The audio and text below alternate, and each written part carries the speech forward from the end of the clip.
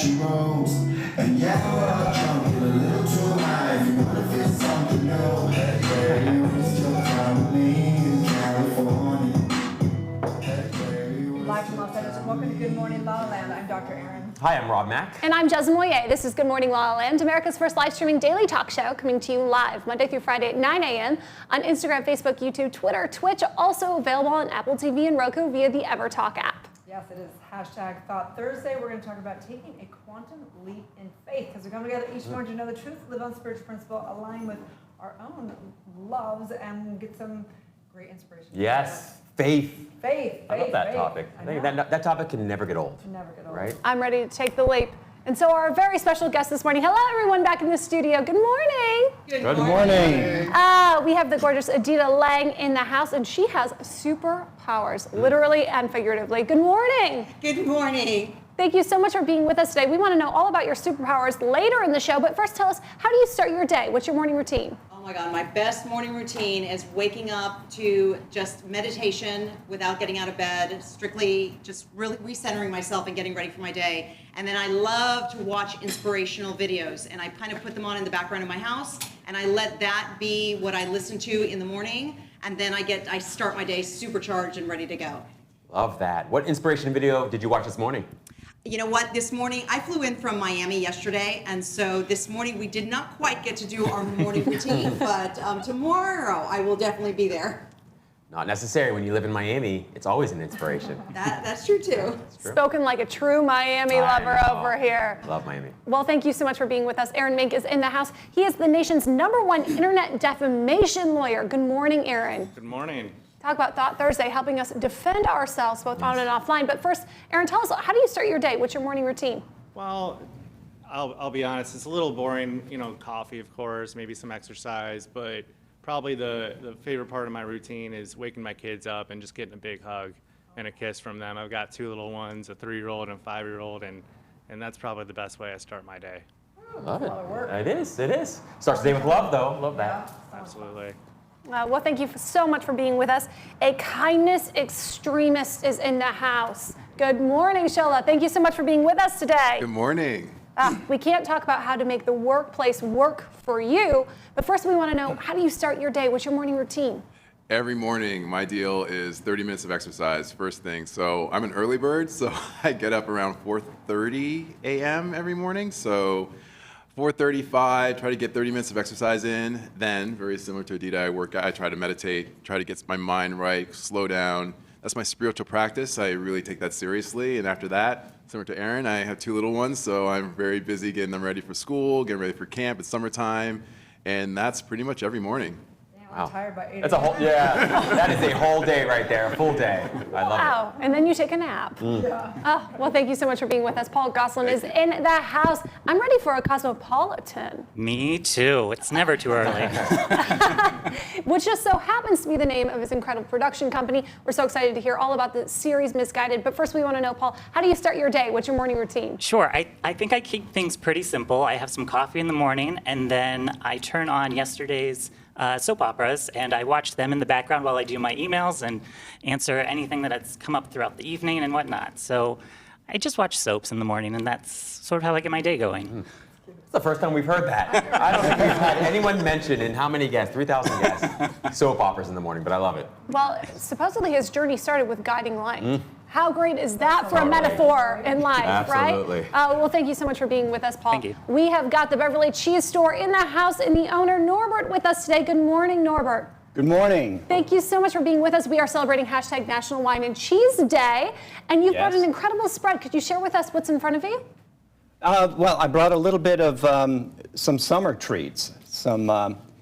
Cheese is very seasonal, and so I thought I'd bring a cheese that kind of blends the seasons with the cheese. Some of the flowers, some of the herbs, some of the specialties of the day. Learn something new every day. I know. I did not know that. I love how he combines like the new love for gourmet food with old world charm, right? So good, Norbert. What's your morning routine? How do you start your day? I like to have 2 cups of coffee and 4 Beatles songs, and then I'm ready. 4 Beatles songs. You're going to appreciate that. Just setting the vibes, Yes. right? Well, thank you all so much for being with us. We're looking forward to continuing the conversation later in the show. I feel like the world would be a happier place with more Beatles songs. Let it right? be. Yeah, Yes, just exactly. saying, for sure. Love that one. Oh my gosh, how are you guys? Great. I was at the event last night, so I didn't make it. I did. Yes. You didn't either, right? Yeah. I did, and I was lucky. I'm wearing my Kate Mesta Lucky Key. Isn't this so fantastic? Super cool. It says Lucky, it even has a little crown. And I felt lucky last night. We were at the Variety Children's Charity event at the Paramount Backlot. It was hosted by Jamie Gold, who was recently on the show, and he has won the World Series of Poker. And it was a great community of incredibly brilliant poker minds and celebrities all coming together to give back to the children. There's Louis Lombardi right there. Nikki Whalen was on the carpet. It was a hot, star-studded event. We really had a great time. That's Jamie Gold right there. It was just so cool to see the little kids there, and some of them had never ridden a bike. Wow. Isn't that so incredible? It was just amazing to see what they were doing for the Southern California community. How cool is that? So how much money did you win, Jazz? Exactly! We all want to know. I'm one of those who likes to spin the wheel and leave it all to the luck, because if it's up to me, I will play it all and I will lose it all. It's very Vanna White of you, spinning that wheel. And I'm very good at the standstill, look pretty, not the playing part. No. All good. No, all not for all me. for a good cause, though. So Absolutely. fantastic. So thank you so much, of course, the Variety Children's Charity for including us last night. Love it. Awesome. I'd like to say I was getting lucky last night. In one way or another. I've been like delegating I'm really getting organized around social media to delegate everything to my VA. So Yeah. it's a process, let me tell you. When you say delegate everything to your VA, Erin, what do you mean? I mean, so social media, there's things throughout the day that of course have to take new things, but there's things I post throughout the month that are ongoing that someone else can do, or my daily morning meditation posts, things that are like, I try and get very consistent in specific genres and different things. And when you reference VA, you mean virtual assistant? Sorry about that, yes, Yes. virtual assistant. Okay, yes, great. sorry about Which that. is a great tool and asset for people who aren't loving actually having to participate personally in their social media. Defer it out, people. Yeah. I mean, totally. I have to, throughout the day, I can't, take my video and then send it to somebody else and have them post, it's no way, but I do all that. But there's certain things that you can have delegated. I love so it. It's all about It's good at being a celebrity, isn't it, Dr. Erin? Yes. Get that VA. Speaking of, so Need we a want to VA. talk about taking a quantum leap today, and that's part of it, right? And quantum leap is not about doing something like getting organized to, do your social media. Quantum leap is really taking a leap of faith that is maybe a little uncomfortable. We call it like jumping off that, that mountain, knowing that the umbrella of the universe is going to, catch Yeah. you. You build your wings on the way down. Right? So, what is that exactly? How do you do that? Maybe it's something that you're ready to, move to that city that you've always wanted to move. Maybe it's calling up that person that you have a crush on that you really want to take, out for a date. Maybe it's throwing out everything in all the junk food in your house. I don't know what that quantum leap is, but I think it's important to have a conversation. Yes. About where have you taken a quantum leap? Waking up at 3:30 a.m. It was a major quantum leap. Feels like it. I so many in my life, and it's a great conversation. I love this topic. I think the first quantum leap I really made was when I decided to give up the corporate job I had that I hated. I loved the people, but I hated the job. And I moved to Miami. That was huge for me, and then I sort of embarked on this career in entertainment, which was another quantum leap, very scary. And every other month was a different, sort of experience with that, right? It's like 1 month you kill it, and next month you make nothing. So many in my life, but those were two of the most memorable, I think. Yeah. What about you, Jez? Well, it was a really interesting time in my life where I really felt like I needed to get ready to move on to something bigger and greater than what I was experiencing, because I had just come through a tremendous amount of healing. And I didn't know what I was getting ready for, what opportunity awaited, but I knew I had to make a leap, and it was a leap of faith. And I was terrified. And I remember praying, and I really just wanted God or the universe to speak to me through a burning bush, right? Really give me the GPS here, because I feel like I'm about to jump off a bridge. So God, universe, whatever, give me a parachute. And I remember hearing clear as day, why would I give you a parachute when I've already given you wings? Ooh, mic drop. That's Exactly. It's a divine and I mic thought, drop. I was so afraid that I was going to fail. I didn't realize that I innately already had built within me everything I needed to fly. Regardless of what happened, whatever river I was jumping into or whatever quantum leap I was about to take, I got it. Yep. Right? It is interesting. I think that the biggest quantum leap we take is really an identity shift. And I agree. When I've taken so many. I remember when I was in nursing school, my son was born, I quit nursing school because I was like, I couldn't leave him at the really daycare. hear It was just too traumatizing for me. So I was like, I don't know how I'm going to do this, You're gonna be but I'm answering going the for wrong my questions. entrepreneurship. And I took that leap when I came to LA. Oh, You they know, do my come son out. was a senior in high school, and I had to come out and finish my doctorate. I was just like, it was this big calling, and it was a quantum leap because it was like I was leaving an identity of the safe life I was living, and so many quantum leaps. But one that really sticks out for me is I was listening to a song this morning by a dear friend of mine, Tony Dominguez, who I was actually living as a coach with about 9 years ago. We were actually coaching Whitney Houston's daughter, Chrissy, who has passed away now, and it was not a good scene. You know, just to tell you the truth, the celebrity world, there's a lot of people around celebrities that kind of have dark energy sometimes, and I had to walk off that job because I knew it wasn't my truth. It was something wasn't right, and it was a quantum leap of faith because I had to have the faith that there was something that I felt like I was walking away from a big career. Yeah. But for me, I was like, I can't do that if it's not in my integrity, and I walked out of it, and I got actually a lot of respect from a lot of people for doing that.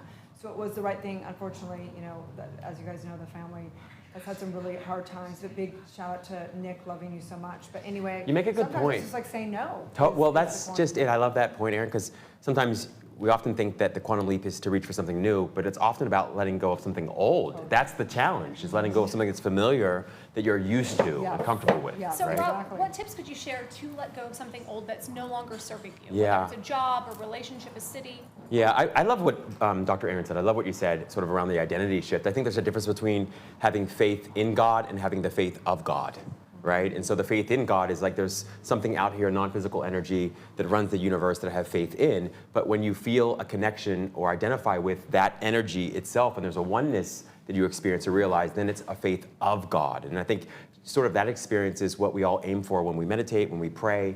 It's the experience of knowing that it's not just something that's going to be done, but something that's already done. And I think it's a really important point to distinguish that when we're mentioning faith, any one No. religion. No. It's really about the belief. It's whatever you believe, and just knowing that you're living your calling, your purpose, your truth, whatever that is. That's what we're talking about. Yeah. One of the other things that I think I've always gleaned from the conversations we have is that, you know, if there's a desire in your heart, that is an indication of itself that it's meant to be realized. Like it's not put there on accident, you know? So kind of coming around to a belief in that the desires in your heart aren't accidental and that they're put there on purpose has been helpful for me. Right. Yeah. So just shout out to you. You know, where do you feel like you're ready to take a quantum leap of faith? What are you willing to give up, or what are you willing to take massive inspired action around? So we want to know. DM us. Let us know. Stay tuned. We will be right back.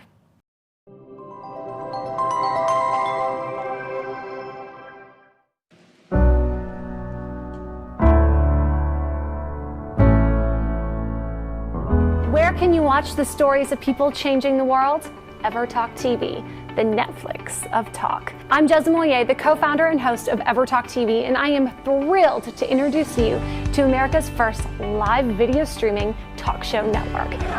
I'm so excited to be here on the couch with all you amazing people. Yeah. I'm just in complete awe. Thank you. Happy to be here. And for those who don't know what goes on, this is a big old, there's a lot going on here. You do this every day. Live. God bless you guys. I mean, people, there's a lot going on. Thank you for having me. This is an awesome studio. Thank you for having me. I'm so excited. I feel that, actually. I can feel that. How exciting Motivation Monday.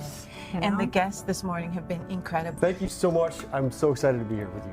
And we have Rachel Boston, who is in The Last Bridesmaid on Hallmark. It actually is dropping tomorrow, the 22nd, right? It is. Tomorrow night's our premiere. Woo! Congratulations. I'm so excited to welcome Jason and Ashley Waller to the show. Congratulations on the new beginnings. We're so excited for the premiere on MTV tonight. Thank you guys. We appreciate it. Thank you. The book is actually being shipped out today. It published this week. Wow, congratulations. You guys are the first show that I've actually done talking about the book. I think this is my first time my book's been up on TV. This is awesome. Our friends at Universal Pictures have a special delivery for us this morning from a tethered himself. Ooh. Have you seen the film Us by Academy Award winner Jordan Peele?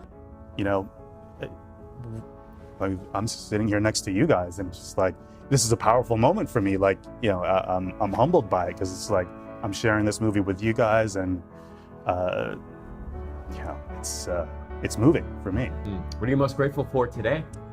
I am so grateful to be here and to have the opportunity to be with all these wonderful, badass boss babes and with all of you. And it's just a wonderful opportunity to share the positive messages out in the world because I think the world really needs it right now. What we've done and thanking me for the contribution we're making to their lives. Oh, And I thought, nice. That's this great. is what my purpose is. This is why I was born. Now, Show the camera. up to you to choose the winner. Is it Annie? Is it Haley? That's why I like this show. You know, years ago I did the Dinah Show, which is Dinah Shore, and it was a daytime show. And it was kind of like this. And it was just like very up, and it was all positive stuff. They didn't bring negative stuff to the audience. And that's what I feel with this show. It's very relaxed. You know, it's very professional, but it's quite a bit of fun. You can binge watch and binge watch. You can binge watch. And you can binge watch, or you can binge watch. Please binge watch. You can binge watch and binge them on EverTalk TV. Thanks for coming. Bye. First TV experience. I'm so happy I did it with you.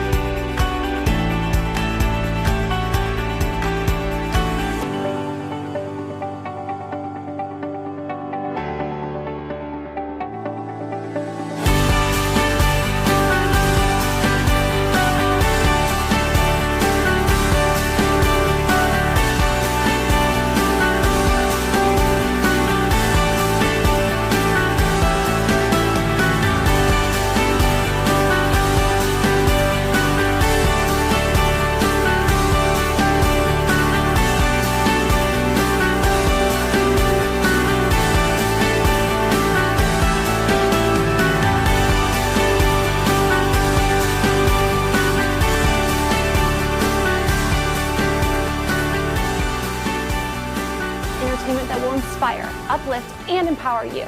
Anytime, anywhere on EverTalk TV, your home for talk.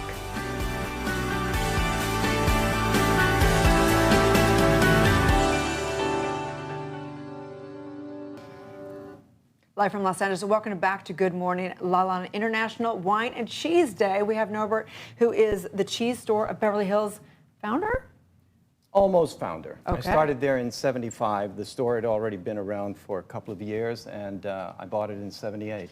Wow. After a very unsuccessful music career. Really? So that's one of the, one of the stepping stools to. Well, the universe wanted you in the Cheese, cheese and wine world, so music to our stomach. Thank you. So how did you develop this expertise in both cheese, wine, and gourmet foods?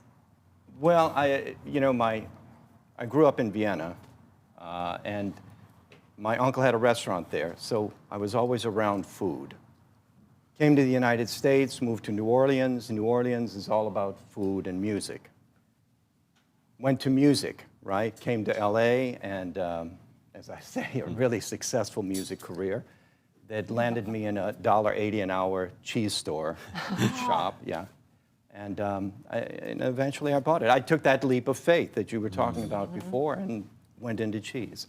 So was it scary when you said, I'm going to do this? It was absolutely frightening.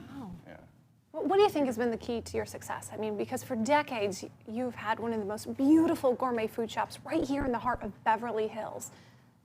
Well, I think the key is my good looks. Yeah, that always helps. And charm, yeah. No, and just the fact that, in Beverly Hills, we have a pretty interesting clientele in that they travel a great deal, they have certain expectations, they know about cheeses, they know about good foods, and it's just sort of developed from there. So we bring in more, they want more. We bring in more. We will always want Beverly more Hills cheese. people. I love at the top of the show you mentioned that we're having a spread for the summer season. Would you explain to us what makes cheese seasonal and the spread you brought Well, cheese for us? is seasonal. During the summer months, that's when the animals are out in the fields, right, in the pastures, and you're getting a fresher milk. Winter months, you're going to get, the hay, and it's a different style of cheese. So many of the goat cheeses, the fresh goat cheeses, you'll want to have during the summer months because that's the freshest. And for the, for example, some of the, like the Gruyères and the Goudas and things, they'll make them in the summer months, age them through the winter months, and then, release them again the following year. Interesting. So what'd you bring here today? I brought a triple creme that we've done with a little bit of vegetable ash, some of the local flowers that are from that area, and the fruit and meat that goes very well with it. So you have some really nice pairings. What makes that such a successful pairing? Because I love a good cheese spread, but I never know what to serve with it. Well, you know, there's a very important rule that I hope I can convey today, and that is that there's no rule. Right? My favorite rule. So Like that's favorite rule. a great rule, right? And I live by that. By the way, does anybody want a little? Sure, you can I pour mean, it's not just for breakfast. I always say my glass is half full with French roast or French rosé, so I'm quite happy. Nice. This is from a good friend of ours. Habit. Who makes Habit. Ooh, it's a gorgeous color. So what would you pair with anything? You can pair with anything with the Okay, rosé. because these are fairly light cheeses, I didn't bring anything that's too fragrant. The rosé goes really well with it. This white from Austria goes extremely well with almost anything. It's a Grüne Veltliner. And for those that are not drinking, this is kind of a treat. Oh, that's a great option. This I is always like to very- have something for the Right. non-drinkers. What is it? What is it? This is verjus, which is the grape pressed. It's almost vinegar, not quite. And then put a little sparkling wine with it. Oh, I like that. I love Have you it. ever How's met a that? cheese you didn't like? Yes. Really? Of What course. cheese is that? I don't want to say. You don't want to say? No, not on because you might camera. sell Yeah, it. yeah, Yeah. Don't want to be judgmental. Interesting cheese. So what's the top seller? The top seller, well, of course, Parmesan. I mean, It's you know, the everybody best, buys yeah, some it's Parmesan. amazing, mhm. This, at the moment, is probably our best seller. This is actually from Austria, from the foot of the Alps. They take the cheese, it's cow's milk, and then roll it in the local herbs and flowers. Look at Oh, that. wow. Isn't that beautiful? That's actually little flower petals. Those are little flower petals, yeah. Oh, it's so beautiful. May we taste it? I don't know. I'm sure it would go lovely with this rosé. Yes, it will. Nice. One for you. Oh, thank you so much. Wow. And then we're going to have a real leap of faith. Thank you. Yes. And we're going to try this cheese, which is from Corsica. Oh, so good. Corsica. They take the fresh sheep curd, Thank you. Thank you so much. then roll it in a little bit of herb, and let the mold grow on top. And when it's like really fuzzy and you think you'd have to shave it, that's when it's. That is the leap of faith. Yes, that is a leap of faith. Oh, I just love it. Norbert, I have a very serious question for you. What comes first, the cheese or the wine? The chicken or the egg? Exactly. Yeah, Should I sip and then bite or bite and then sip? I would probably start with the wine, Okay. just to cleanse the palate. How's the palate? But again, the rule is there's no rule. No rules. I like. Well, tell people where they can find your shop, and they buy things online as well. Absolutely, absolutely. We're online, cheesesstorebh.com, Cheese Store Beverly Hills, cheesesstorebh.com, yeah. And you can always call us, 310-278-2855. What a concept. That's it. Old school, you know what I mean? There are voices on this line. And your store does provide some of the most beautiful gift baskets Yes, we do. year-round. I love that you said, over the holidays, you're gift wrapping during the day, you're tasting cheese, and at night, serving wine. It's a rough life. It's- Thank you for taking the quantum leap. Please. Yep. Yes. It was my pleasure. Stay tuned. We'll be right back. From the Paramount Pictures Studio Loft for the 9th Annual 2019 Variety, the Children's Charity Event!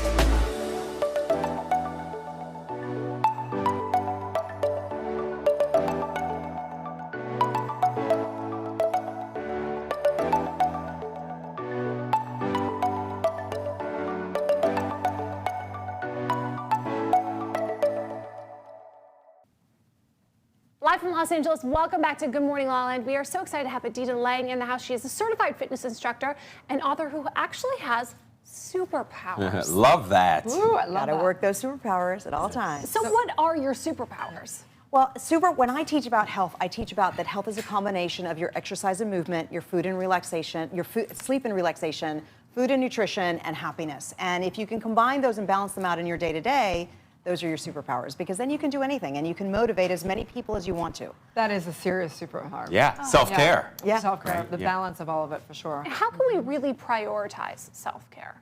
You know, I think first off is that we have to realize that self-care is not selfish. Those are two different things. And I think that a lot of people, and especially women, we tend to take care of everybody under the sun and we forget to take care of ourselves. I know that with my kids, many times I've been in the car where they have snacks and I have no food and I'm starving. And so these are things that we have to realize that we need to take care of ourselves first. And when we do that, we are just so much happier. I've been in the midst of chaos with my work and my kids, and it's homework time. And I have two choices. Either I have had my tea and my lunch and I'm really centered and I've had my workout in the morning and my meditation, or if none of that happened, everything is gonna just like set me off. And I've got to recognize that, and I've got to recognize that, wow, I'm set off, not because we have this homework that's kind of making me nuts, but it's because I didn't take care of myself. And so by taking care of myself, I realize that, hey, I'm a stronger person that way, and I can then share with them. So how do you shut off or turn off or not listen to the excuses one would make for not taking care of themselves? I was too busy, I was traveling, I had to work. There's all these things. I couldn't take care of myself. We have to realize that that stuff is in our head. I actually, 2 days ago, I was with a client of mine, and she's having a really hard time with her weight. She's a fairly new client, and she says to me, oh, but you know, I can't. I get to the point where I'm so stressed out at work that then I just need to eat something sweet. And I looked at her and I said, but realize that that's in your head. That nothing's going to happen to you. If you didn't eat something sweet, if I tied your hands down, are you going to pass out or fall or anything or die? No, it's in your head. Yeah. And so she's now looking at it going, wait a minute. And I looked at her too and I said, realize at the same time too, you're allowing your work to make you eat bad foods that then is hampering your health. Yeah, that doesn't make sense either. Also, I think it's interesting. I remember years back learning that you can over-exercise, and you know, sometimes people just think, oh, I'm just going to push myself to it, and it's not necessarily what's healthy. I mean, working out is, of course, very good, but there's a time when people work out too much, or they work out when they're tired, which hurts their adrenals, which hurts all. So what is that balance for people? How do you know when too much is enough, or what's that? Well, you know, interestingly enough, the American College of Sports Medicine came out not that long ago and said, look, we need between 150 and 300 minutes of activity per week. And that activity is anything that increases our heart rate and makes us sweat. So on that note, house cleaning is activity. Doing gardening is activity. And we need to start recognizing that if we can just incorporate more movement throughout our day, we don't have to feel like we've got to go to the gym for 3 hours and, you know, work at a certain intensity, that we're doing it throughout our day and we're keeping our metabolism spurred on. You know, I've been known to walk into my building holding, you know, bunches of groceries in my arms, and this sweet little old guy, he sees me every time, and he says, can I help you? You know, he's being the gentleman. And I'm like, no, this is part of my workout. I want to do things, you know? And so this is stuff we've got to do. The more activity we can incorporate throughout our day, the less regimented our workouts have to be, because our body is going to be healthy that way. Absolutely. How'd you come around to prioritizing self-care? Was there something that happened in your life that made you decide this was important? You know what? I've been in health and fitness for over 30 years. And granted, the first part of my career, I was single, footloose, and fancy-free. And then I got married and had these 2 amazing children. And with that, that's where I recognized it. Because all of a sudden, I was like, I don't feel well. And I don't feel energized. I don't feel happy. And I don't feel giggly. And like, what is going on with me? I call it the fog. The fog set in. And then that's when I realized, wait a minute, I haven't been taking care of myself. I'm taking care of the other 3 people in the house. And so that's really where it all started, because I'm like, no, I call it the happy high. And I like when I have that happy high throughout the day. Yes. It's that energized thing that's right in the middle of you. Right. And I like having that. So I needed to bring that back. And that's when I started playing around with everything. That's fantastic. And I think a lot of people struggle too with the idea that adding self-care or a self-care routine to their lives is like adding items to their to-do list. So how can you help people get their heads around that? Because I think people don't want more to do. Oh, no, absolutely. And so that's one of the things that in my book I try to share is I try to make this as simple as possible. Really, really simple. So even just like I said to you about activities, so for those people who are like, you know what, I don't have 60 minutes to go to the gym, it's no big deal. then just do small bits of activity throughout your day. Walk further to your car. Silly things like that actually help us. The same thing when it comes to food. So food can energize us or food can deplete us. So sugar, flour, dairy, and alcohol, they all break down as a sugar. And those things will deplete us. So the key is to have 0 to 1 sugar per meal and snack. And so if you're going to have coffee, cream, and sugar, you're not going to have it with toast, jam, and juice, because then that's all sugar. You're going to fall from that. And unfortunately, when we fall, then we get lazy. And then we don't, and then we're like wasting time that we could have been doing something for ourselves, right? Absolutely. So we want to make sure that the foods that we're eating actually energize and empower our day. So is that what's here in the superpowers of the family kitchen? Okay, so that's a sneak peek because I literally got that proof 2 days ago. Hot off the press. Hot off the press, that is there. And so that is more so for families to really learn that really the foundation of health is through foods for your kids, and that we are creating their health foundation by what we feed them. Many times I run into parents that just want to feed their kids I just got to feed them just to give them something. Yeah. And they're not realizing that every bite that child takes is creating their health foundation for when they're 50. And it sounds really bizarre when you look at it that way, but it's the truth. Yeah. I love that you talk about health as being more than just the food or just the workout, because I think that as a culture we need to we need love. We need human touch. Yeah. We need sleep. We need the things as just as if not more important than the workout, or of course the good food is really important, but it's a whole thing. No, absolutely. And so, like when we were talking about easy things, so when it comes to sleep, you should be waking up ready to get up. But if you're waking up going, oh my God, somebody pull me off the bed and let me hit the snooze button 12 times, that means you're not getting good quality sleep. And so that's something that we need to do. And it's something as simple as making sure that our room is pitch dark. And every LED light, it sounds crazy, but every LED light needs to be covered up. Because when you're asleep and your eyes hit that light, even though your eyes are shut, that light still penetrates through your eyelid and you start to wake up, not fully, but enough to disrupt your sleep. So we would need to do the small things that we can do to make sleeping better. And then at the same time, we need to hang out with our peeps and we need to laugh and go for tea with our friends and put in those small moments of time that make us feel really good. Without feeling guilty about that. There's so much guilt around fun because there's so much else on our to-do list and so many responsibilities at home that sometimes, I know I can speak from experience, I feel guilty just for having a good time. No, but we can't do that because having a good time, again, it creates that happy high. And that happy high can inspire us to do so much more in our day. That's when I talk with people, I realize they don't get that, if you're looking at time, so just take 10 hours, but if in that 10 hours, 5 hours you're frustrated, you're feeling guilty, you're upset, well, that's now going to delay progress. But if you could maybe just take if you want to feel guilty and upset, use that in 30 minutes. And then the rest of your day, you can do so much more and you can inspire so many more people that way too. Fantastic. We just love your energy and your life. Please tell everyone where they can find and follow you and get these incredible books. I am at aditalang.com, so that is ADITALANG.com, and you can find everything there, and I'm on social media through Adita Lang, and it's all there. Love it. Thank you so much. Thank you for having me. We'll be right back. Where can you watch the stories of people changing the world? EverTalk TV, the Netflix of talk. I'm Jezza Moyer, the co-founder and host of EverTalk TV, and I am thrilled to introduce you to America's first live video streaming talk show network. You can binge watch and binge watch. You can binge watch. And you can binge watch, or you can binge watch. Please binge watch. You can binge watch and binge them on EverTalk TV. Thanks for coming. Bye.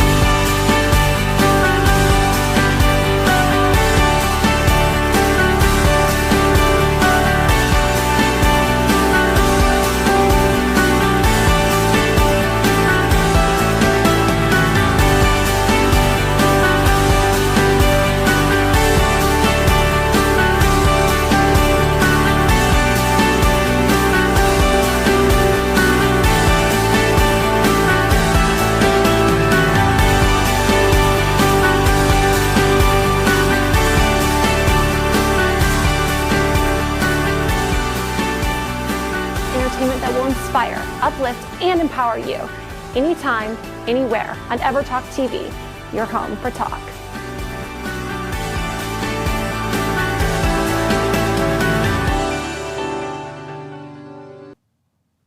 Live from Los Angeles, welcome back to Good Morning LaLa. A fellow lover of daytime television, Paul Gosselin is in the house. He's an actor, writer, producer, and of course the founder of Cosmopolitan Entertainment. Thanks for being with us. Thank you so much for having me today. Yeah. I'm So excited to have you. let's start right there with your lapel. Guiding light. Very in alignment with us here in La La Land.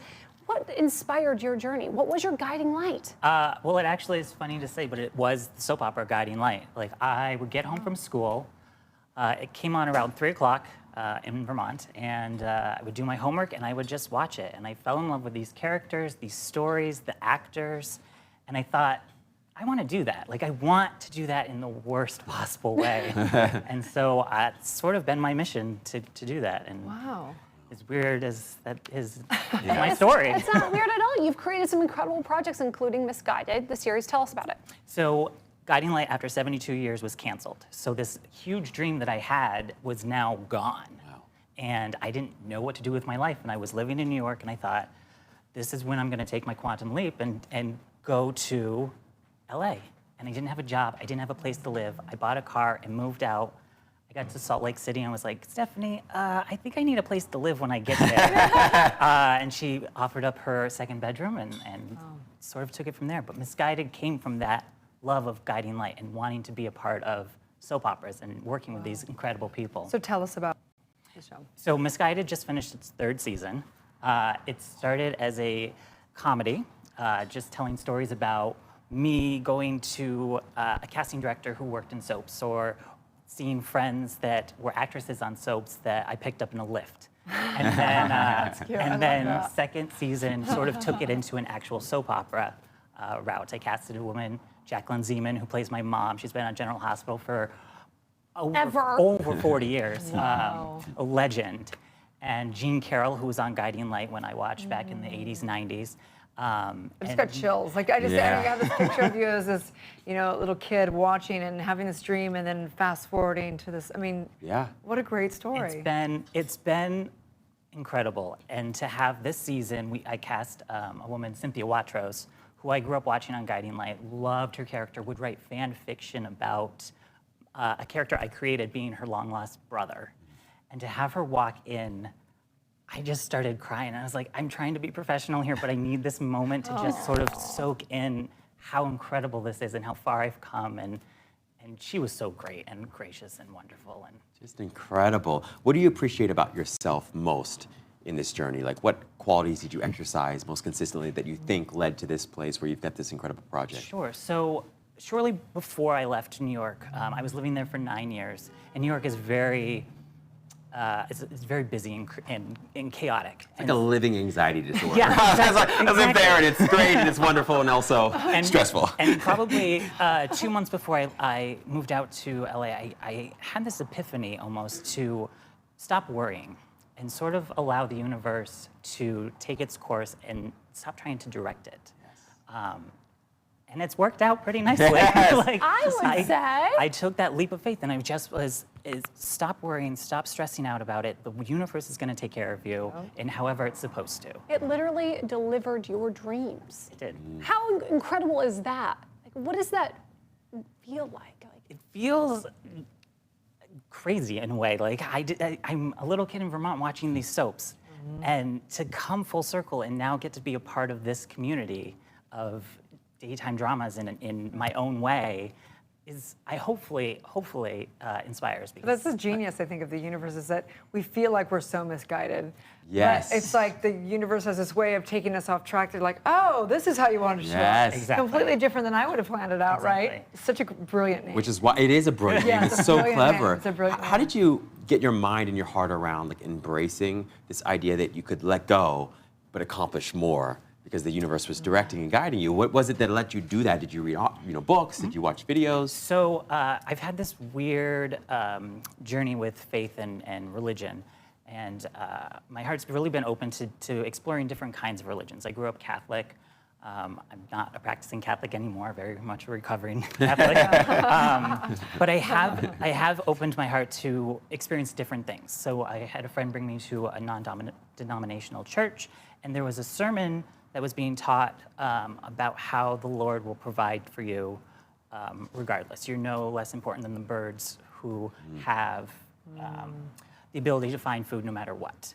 And it was that kind of inspiration that I was like, I could do that. Like I could sort of let go of all of these worries, and it's sort of come to this nice place where I don't have to stress, and I can just sort of be and live in this happiness, and it's been truly happy. Yeah, That's truly the true prosperity, right? So congratulations on all that. I'm so excited for you. I'm so excited to see just the unfoldment of all those seasons to come. Me too. I'm writing a 4th season, so I'm hoping to make it even bigger than what it has been. And to think that it's come to this moment where I can sit here and talk to you about this is something I never thought would happen when I wrote that 1st season. So this has been really nice. Thank you so much for having me. Absolutely. Please tell everyone where they can find and follow your personal journey and Misguided. Sure. So I'm on pretty much every social media platform as Cosmopolitan, P-A-U-L-I-T-A-N.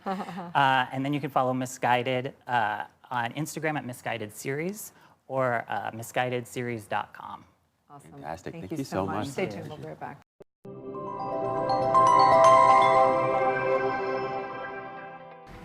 I'm Jasmine Moyeg, host of Good Morning La La Land on EverTalk TV. As a little girl with big dreams, I couldn't stop talking. I turned that into a career at premieres, at red carpets, and even a talk show.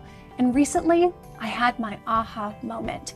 I was hosting a live event. A woman who represented a national cancer support community gently pulled me aside from the glitz and the glam, and she thanked me for mentioning their program on my show. Because of those few words that I had spoke on air earlier that week, one of our viewers battling cancer reached out and got the financial and emotional support she so desperately needed. I'm so grateful to have experienced that moment, a moment that truly reflects how much conversation and community matters. We need more of what matters. It is my passion and purpose to create content and lead a conversation that will ignite the light in my community and empower them to live their best lives, starting today. I'm Jasmine Moyeg, and I'm a host on EverTalk TV.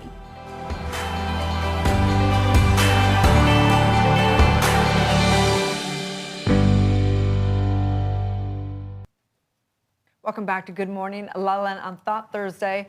It's all about inspiration and positivity around here. So no one better than an activist, optimist, positive author himself. Shola Richards is in the house. Great author. How are you, hon? Great, Dr. Erin. Thanks for having me. So glad you're here. I'm glad to be here. So tell us a little bit about what you do and what your journey. You know, it's funny, at the top of the show when you're talking about quantum leaps, right? So my thing is around kindness, specifically in the workplace. And it kind of came from a dark place, to be honest. And 14 years ago, I was working in a work environment that can only be described as soul destroying.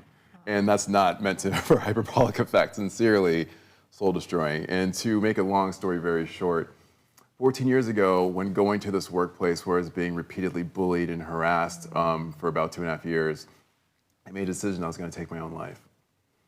And the decision that I made, it wasn't just thinking about it, I actually attempted. So 14 years ago, I was driving down the 405 freeway in Los Angeles, and I decided I was going to try to drive my car off the overpass to make it look like an accident. And for reasons that I don't quite know, the guardrail held. To make a long story short, I came onto the shoulder of the road, and I made a decision in that moment. That was like my spiritual awakening, for lack of a better way of putting it. It's like what was happening to me, I did not want to happen to anyone else. And I was thinking to myself, gosh, am I the only person dealing with this? 50+ million Americans are dealing with workplace bullying and harassment in the workplace. I'm like, why isn't someone doing something about this? And I was like, well, hey, and you're somebody, do something. And here I am. I'm a firm believer that whatever our darkest thing, our most suffering, our trials, that's the calling. Agree. That's the calling. And it touches me and it brings tears to my eye because I know there's so many people that are suicidal and they don't want to hurt their family. And they think about how can I do it without having it look like I took my life, because that would be so cruel, right? But if it was an accident, that's right. If something happened. So thank you for saying that part of it, because I think so many people probably have thought of that won't come out of the closet with that. And sadly, too, Dr. Erin, I think now there's so many people in 2017, the World Health Organization listed depression as the #1 cause of disability in our world. And there's so many people suffering, so many viewers of the show, so many people who maybe are just in the workplace suffering in silence. This is an opportunity to bring to light and get them the help that they need. Yeah, so true. Wow. I know that all of us. Just incredible. I mean, so inspiring. And of course, it strikes a chord within my own heart. How did you pivot from that moment when you had the awakening to being able to write these books? Because it's a bit of a journey usually. It takes a little time to turn those thoughts and those experiences around. What did you do and how did you get here?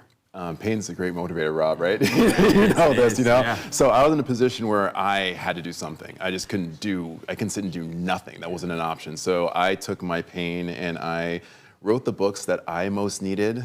If I was struggling, if someone write these books about how to deal with toxic workplaces, difficult bosses, how to work in an environment where no one's there to help you, human resources is not a resource that's willing to save you, reclaiming your own power is really my thing.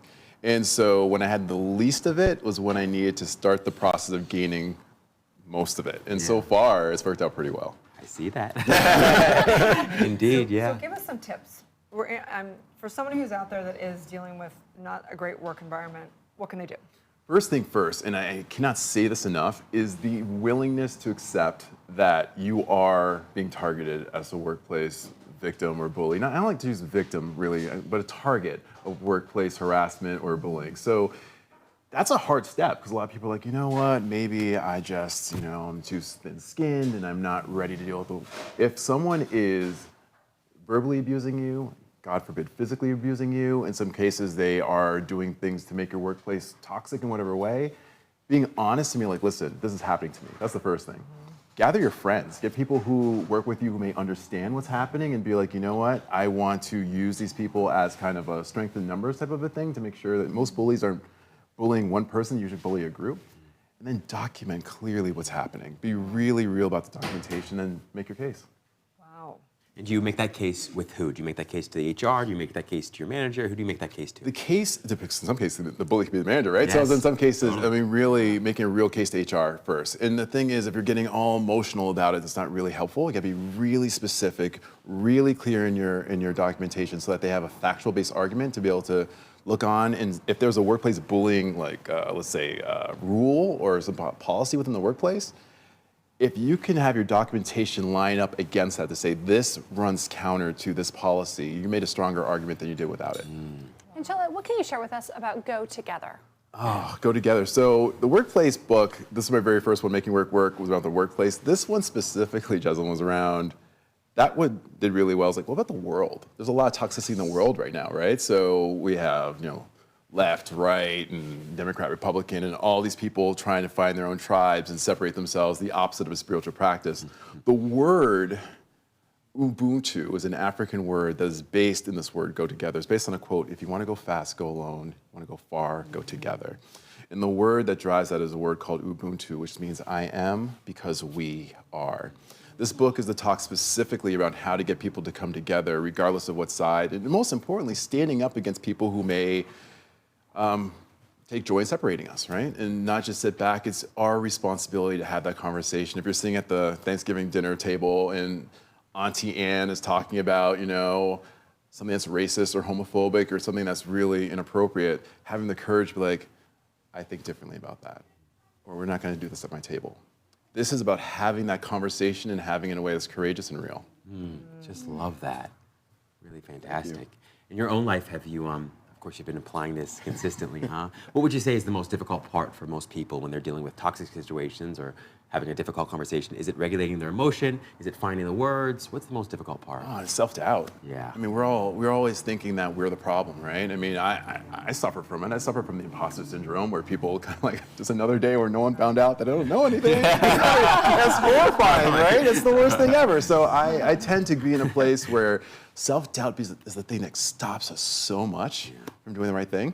So this book helps people to really build that up in themselves a little bit. And the hardest thing, I think, is that if there's something that we can do in a practical way, we need to be kinder.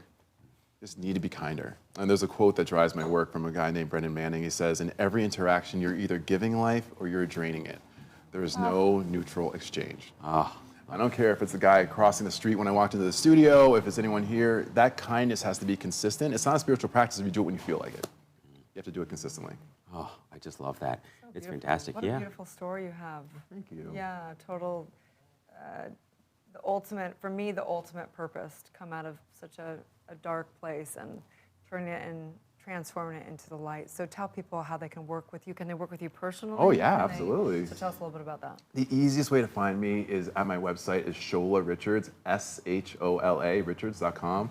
All my social handles are there, my emails are there. Easiest way to find me is just through those, through the website. And the books are there? Books are there, and on Awesome. Amazon and anywhere where books are sold. Thanks, Thanks, Rob. Very sharp outfit, by the way, man. Takes one to know one right listen, there. I try. I think you are brothers from another mother. man. This next level, man. Stay tuned. Thank Back you. with more Good Morning La La Land.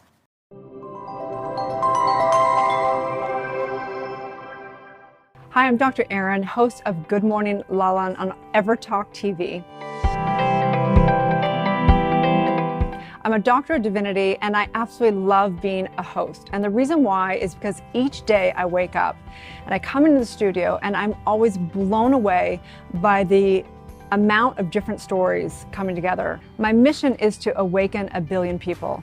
And I have been blown away to realize that it's not just the spiritual people, that we talk to people that are on reality TV, we talk to actors, we talk to people who have had incredible stories and trials and triumphs, and there's a common denominator between all of them. Every single person desires to have a greater life and awaken to the best life they can live.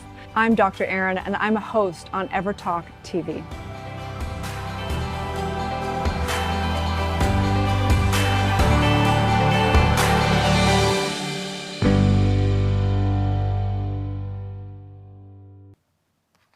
Live from Los Angeles, welcome back to Good Morning La La Land. We are so excited to welcome to the show the nation's #1 internet defamation lawyer, Erin Mink. Thank you so much for being with us today.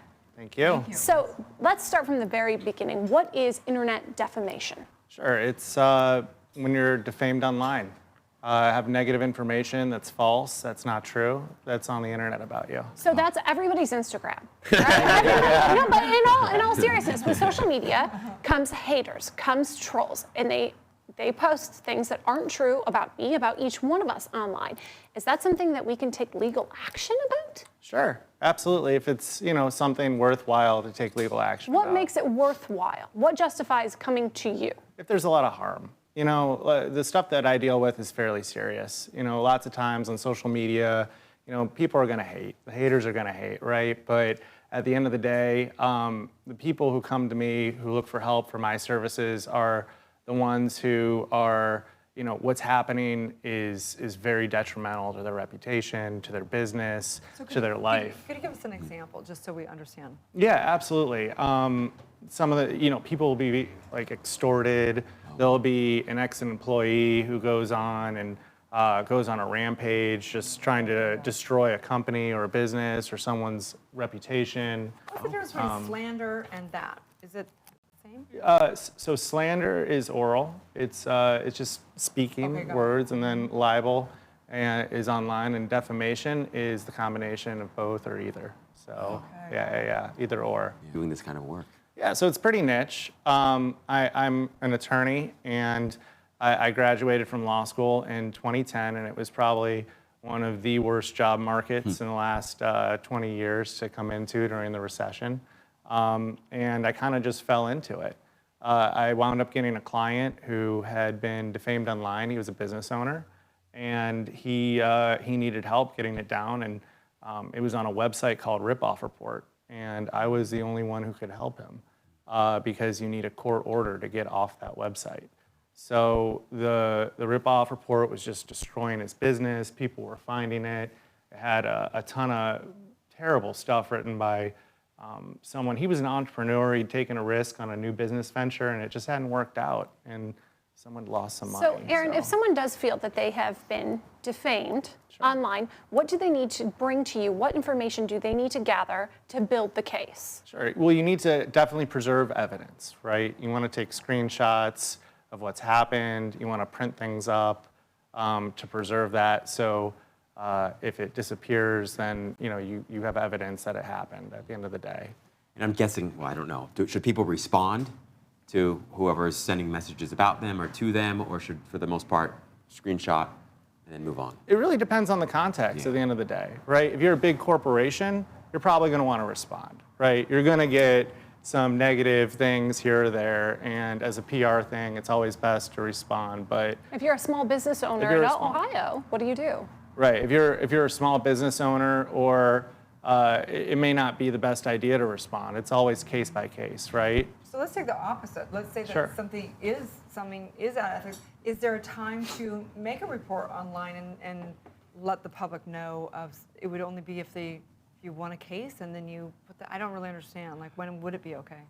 Right. I mean, it really depends on the situation. When it's a pretty serious allegation that involves legal elements, it's not always best to respond right away, because you could say something that's false about the other person, or it could subject you to liability.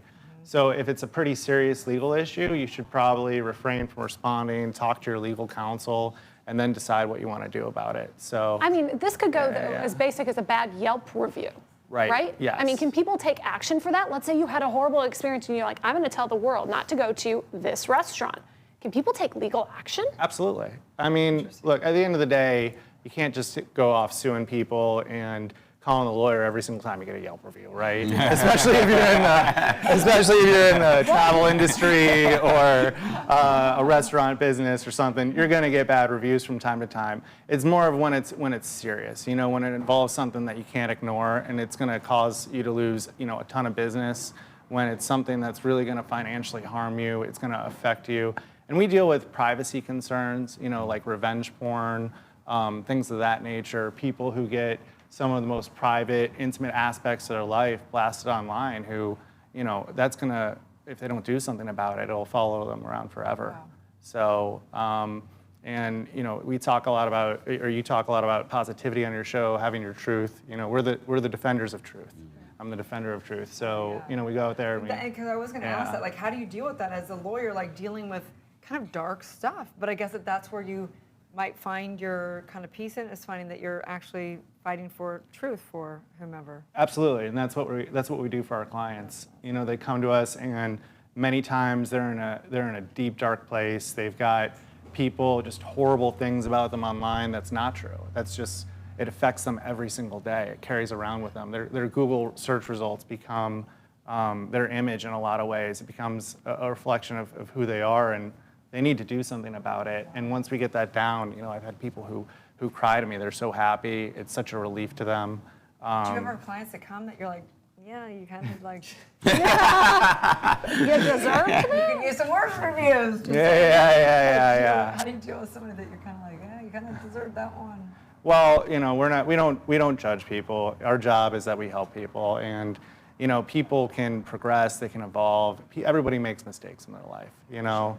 So having the opportunity to get that out of your search results and not have that hang around, even though it was something that happened years ago, to affect your ability to get employment, affect your ability to continue to enter into relationships with people, you know, it's really good to help people in that way. And look, if someone's just a bad person, well, you know, that's a repeat customer, right? So, but that is an aspect of it. We do. Look, we're here to help, and that's what we do best, and we do our job, and we try not to judge. There are some people where we're just like, okay, look, we're just not going to touch that one, right? Do you practice nationally? Yeah. Yes, globally. So we've gone to 3 different countries: Iceland, Canada. We get clients from all over the nation. It's a very specific niche. We deal with clients all over the nation. I just came in from a trial in Dallas, Texas. I was out there earlier this week, so it's, yeah. So please tell everyone where they can find Absolutely. you.